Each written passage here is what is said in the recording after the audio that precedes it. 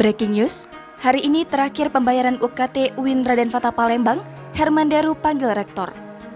Polemik uang kuliah tunggal atau UKT hingga saat ini masih terus berjalan. Hari ini, 14 Februari 2022, Gubernur Sumatera Selatan, Herman Deru akan memanggil rektor UIN Raden Fatah Palembang membahas masalah tersebut.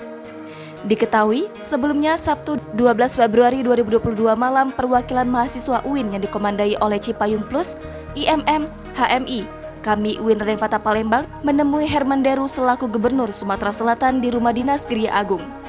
Dalam hasil pertemuan tersebut, Gubernur berjanji akan mengawal kasus permasalahan UKT ini.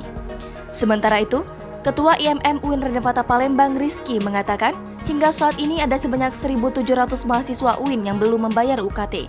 Kata dia, pihaknya menunggu janji dan solusi yang akan diberikan oleh pemerintah terkait UKT ini. Jangan lupa subscribe, share, komen, dan like ya!